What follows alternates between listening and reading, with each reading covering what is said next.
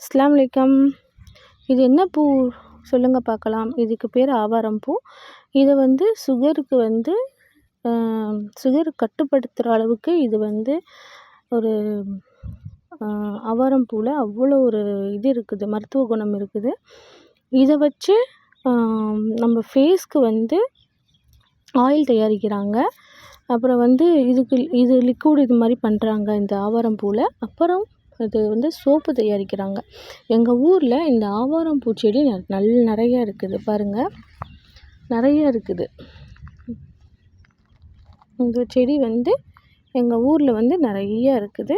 அதனால் இந்த மாதிரி பூ இது மாதிரிலாம் பார்த்தீங்கன்னா இதை எடுத்துட்டு நீங்கள் சுகர் பேஷண்ட் யாராச்சும் இருந்தாங்கன்னா இதை வந்து நல்லா காய வச்சு பொடி பண்ணி சுடுதண்ணியில் வந்து போட்டு குடிச்சிட்டு வந்தால்